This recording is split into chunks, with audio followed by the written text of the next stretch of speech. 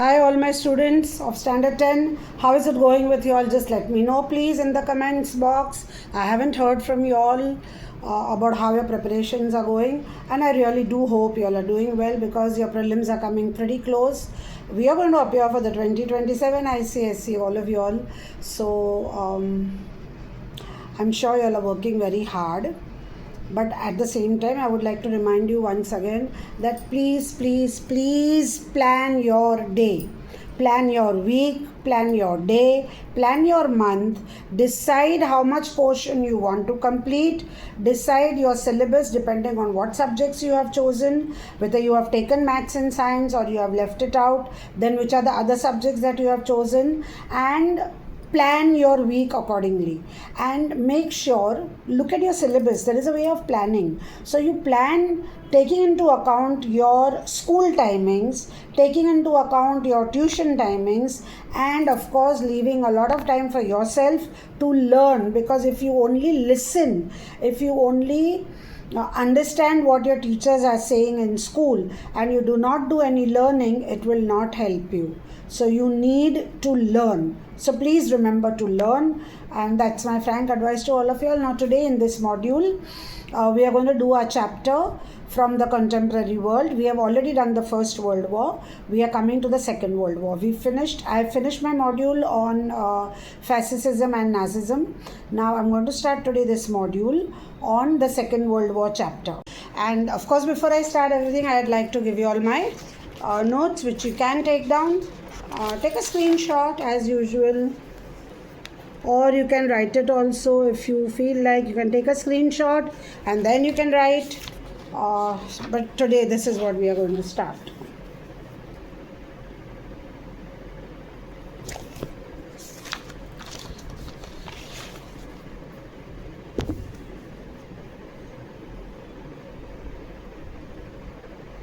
Okay, so that much for the Second World War.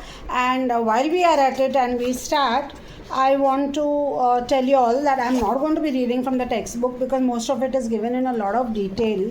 And what I want you all to do is you learn these points. These points which I have given are basically for learning. Okay, so this is for learning and for detailed understanding, or if you are asked a question in detail. Now see, if you notice in the first part of your notes, look at your notes. If you see in the first part of your notes, I have given you the 6 points. Okay, and these 6 points are if you are asked to enumerate the causes of the World War. Of the Second World War. Okay, then you just enumerate these points, you just write down these points. But if you are asked anything in detail, like you have then a 3-mark question and a 2-mark question. So if you get those questions and you are said that explain what was the dissatisfaction of the Treaty of Versailles, or how did the Treaty of Versailles lead to the starting of the Second World War, or how was it a cause, then you give these points in detail, either for a 2-mark question or a 3-mark question. If you get a 3-mark question which says enumerate or just mention the causes, then you mention these 6 points because each point will carry half a mark. Is that clear to all of you all? Okay, I hope I've clarified how you are supposed to write your answer. Please do not write long answers. This is history and we are supposed to state the facts clearly without interpretation. You do not interpret. History is history where you mention that this thing happened. Okay, this is different from your English papers. Please remember, in English literature, we get critical appreciation where we analyze our thoughts, where we critically appreciate something. As far as history is concerned, you do not critically appreciate anything, but you just write what has happened. Okay. So that much for background of how to answer your paper. And let's begin with the Second World War. Come to the points. The Second World War began on September 1, 1939 when Germany invaded Poland. So that was the first cause, that was the immediate cause of the starting of the Second World War. Okay, now what were the causes? In short, if you have to mention, dissatisfaction which was caused by the unjust Treaty of Versailles, rise of fascism and Nazism, policy of appeasement followed by the Western powers towards totalitarianism. What do you mean by totalitarian? Dictatorship. Okay.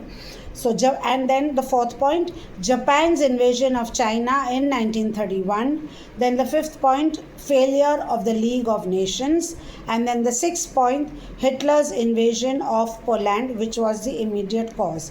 Now, these points are exactly in the same order that has been given in your textbook. So if you are asked to mention them, please mention them accordingly and you will get your marks. We begin with the dissatisfaction with the Treaty of Versailles in detail. Now when I say in detail, what I mean to say is I have written it in a point form. Okay, so you should know these points if you are asked to discuss this in detail. But how will you write in detail? You are all students of ICSE and you all would be having a good control, a good mastery over the English language. So even if you have points in front of you, you should be able to expand on it so that it becomes a paragraph. At the same time, you underline the important points so that when your teacher or when the examiner or whoever is collecting your paper, if he or she is correcting, he knows that you have written these particular points. Okay, but do not forget to enlarge on them. Okay. Now we come to the first point, which is the dissatisfaction with the Treaty of Versailles. The German colonies were forcibly taken away. Germany had been divided into two parts to benefit Poland. Now what had happened?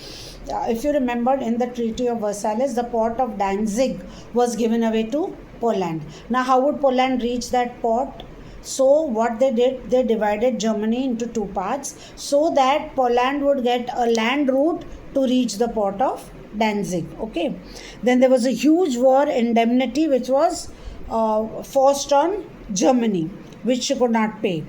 Reduction of her military power means Germany's military power had been curtailed, that she was not supposed to have so much of military, etc.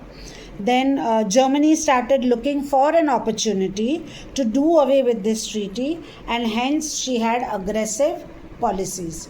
Do you have you all understood this? Now I'll explain to you how. See, come to the first point in your book. Okay, see, dissatisfaction with the Treaty of Versailles. The Treaty of, I'm reading from your text. The Treaty of Versailles, by which the First World War came to an end, created more problems than it solved. The treaty demanded annexation of the German territories and the creation of many states. This sowed the seeds of bitterness and conflict. In fact, this treaty was based on the spirit of revenge, and Germany was forced to sign the treaty. All the German colonies were forcibly taken away from her, and she was divided into two parts for the benefit of Poland. She was burdened with a huge war indemnity which she could never pay. Her military power was reduced. This humiliation gave rise to the spirit of revenge, and Germany started looking for an opportunity to do away with the harsh treaty. But this was not possible without an aggressive policy and armaments. Hence, war became inevitable. Okay, so this is how it has been elaborated. Now, as students of ICSE, we are taught to summarize. You have that note to put a paragraph into not more than 60 words. At the same time, you should also be able to elaborate. This is the power which shows that your mastery over the English language. So when I have given you points, you learn the points, but you should be able to write. Therefore, I insist that you should also read the textbook. Okay, so now with that, I hope I made myself clear. It's very clear, right? So you know how to write. Now we come to the notes again, and we begin with the rise of fascism and Nazism. Italy showed her imperialistic designs by attacking Abyssinia. The League of Nations failed to take action. Germany under Hitler flouted the military clauses in the Treaty of Versailles and declared rearmament. It attacked Austria and Czechoslovakia. So it flouted the Treaty of Versailles wholesale. Bindas. I don't want it. Okay. Did you understand that? So this is how the rise of fascism and Nazism led also to the cause of the war. Now we come to the third point, which is the policy of appeasement, which was followed by the Western powers towards dictatorship. Is that clear? Okay. Policy of appeasement is is the policy of conciliating an aggressive power at the expense of some other country. It meant accepting hostile demands to gain peace. Now, what does this actually mean? The policy of appeasement means you know that a particular person or a particular group or a particular country is hostile towards your thoughts, is hostile in its attitude, but still you accept what they are trying to say for the simple reason that you want to maintain peace. We don't want a war, so we want to maintain peace. So this is exactly what Britain and France did as far as Italy and Germany were concerned. Okay, they were hostile nations, but yet Britain and France accepted fascism and Nazism for the simple reason that they were afraid of the communism that was growing in Russia. So Russia was becoming a strong power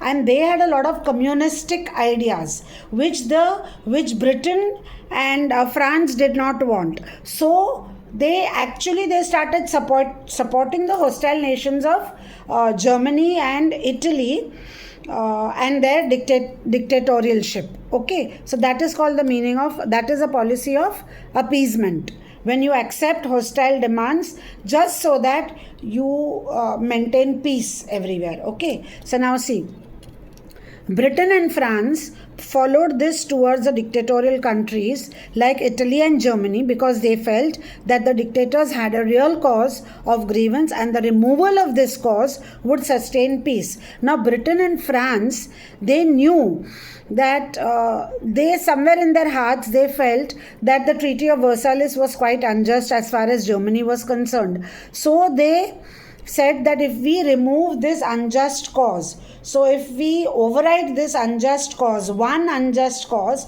then automatically there will be peace restored. That is what they felt, and therefore they helped these two dictators. Okay. Now then the next point. They wanted to check the rising communism and the Russian Bolshevism. What is Russian Bolshevism? It is overthrowing capitalism and establishing a social state. That is the meaning of Russian Bolshevism, that you are trying to overthrow capitalism and you want to establish a social state. There's a lot in detail about this entire thing, but for our knowledge and for our exam, this much is sufficient. So they allowed Germany to remilitarize the Rhineland and capture Austria and Czechoslovakia. Due to this policy, fascism and Nazism survived. Then we come to Japan's invasion of China.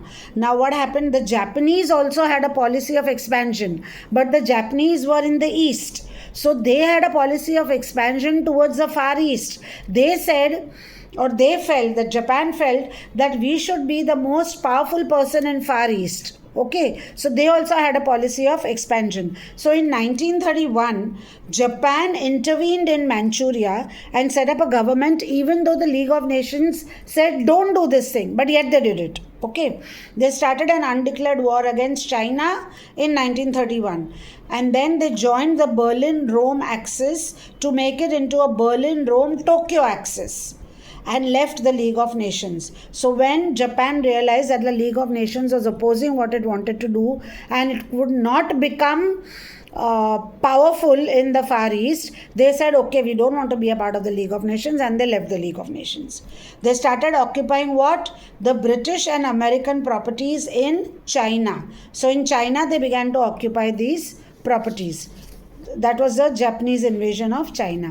Then we come to the failure of the League. Now the failure of the League of Nations, at its very onset, it suffered a great drawback, because we have seen in the first when we were doing the First World War, that the League of Nations was formulated by the big three, of whom USA was a part. But when the League of Nations was formed, USA said, we don't want to become a part. So USA nikal gaya. Okay, so it suffered an early blow when the USA did not join it. Those who joined the League of Nations were not interested in the principle of collective security. They said, we don't want collective security, we will manage by ourselves. Okay, in every crisis it was ignored or it was defied. The League of Nations was either ignored or it was defied. It failed to maintain international peace, and countries of Europe lost faith in its usefulness and entered into mutual alliances. So they overrode the power of the League of Nations and they had their own mutual agreements. Okay. Then we come to the immediate cause. What was the immediate cause of the Second World War? What was the immediate cause of the First World War? The Sarajevo crisis. Here the immediate cause was Hitler's invasion of Poland. Germany was divided into two parts to give Poland a land route. Now if you remember, after the First World War, Port Danzig was given to Poland. But how would Poland reach over there? So what they did was they divided Germany into two parts so that Poland would get a land route straight into Port Danzig. Okay. So that was the immediate cause was that Germany was divided into two parts to give Poland a land route. And by occupying Danzig, again Germany would be able to connect with East Prussia. So Germany realized that this was very important. Simultaneously, at the same time, Germany signed a non-aggression pact with Russia in 1939 August. So with Russia, they signed a non-aggression pact. Who? Germany. In 1939 August, that there will be no aggression anywhere. Because Poland was accused of committing the atrocities against the Germans who were living over there. On September 1st, 1939, Germany marched into Poland. Now, as soon as Germany marched into Poland, Britain and France gave an ultimatum to Germany that you were not allowed to do this. Why did you do this? And as soon as they gave an ultimatum to Germany, what did Germany do? It attacked France. When? On September 3rd. Okay. So on September 3rd, September 1st, it marched into Poland.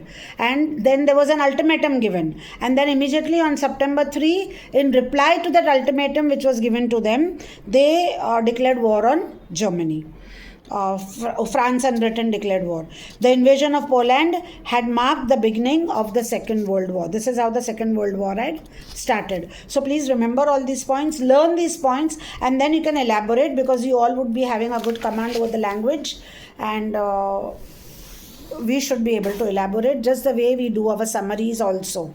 Okay, now I want you all to open to your textbook, because we are going to read from the textbook the events of the war. The reason that I have not given you notes on the events of the war is because it is not a part of your syllabus. It is only for understanding and just for knowledge. You will not have long questions on it, but you will get MCQs. That is the reason you need to read it. Okay, nothing is not important. Events of the war. One country after another in Europe got involved in the war, until at last the only countries which remained neutral were Switzerland, Sweden, Spain, Portugal and Turkey. So these were the 5 countries who remained neutral during the Second World War. Please remember them. Germany, Italy and Japan formed an alliance and were called as the Axis powers, whereas their opponents led by Britain, France and the USA became to be known as the Allied powers. Soon after the German invasion of Poland, the Soviet Union attacked eastern Poland and occupied the territories which were earlier in the Russian Empire. In November 1939, the Soviet Union went to war against Finland, and in 1940, the Baltic states of Latvia, Estonia and Lithuania, which had become independent after the First World War, became republics of the USSR. Okay, this is information which you should be knowing. Now we come to the conquest of Norway, Denmark and Holland. Germany launched her invasion of Norway, Denmark on April 9th, 1940, and within 3 weeks it completed the conquest of these two countries. In early May began the invasion of Belgium and Holland, which was completed before the end of May, the fall of France. The German armies marched into... Please mark this, okay, that Germany launched her invasion and then she conquered all of them. Okay, that was the conquest of Norway, Denmark and Holland. Then we come to the fall of France. The German armies marched into France by June 14th, 1940.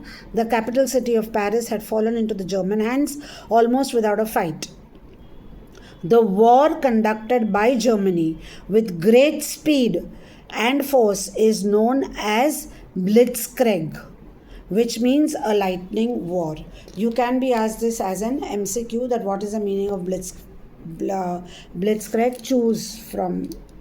Choose the correct answer or whatever. Okay. Then we come to the Battle of Britain. The German Air Force began bombing raids on Britain in August 1940 with the aim of terrorizing her into surrender. Okay, so German Air Force began to bomb on Britain, that we are going to terrorize Britain. Okay, the Royal Air Force of Britain conducted air raids on German territories in retaliation. So he did not win that war. The Battle of Stalingrad. In June 1941, Hitler betrayed his agreement with Stalin and invaded the Soviet Union. In August 1942, Hitler targeted Stalingrad, an industrial city. In November, the Soviets were able to counterattack with fresh troops. The Germans suffered from the frigid temperatures and their inability to get fresh supplies. The starving Germans finally surrendered.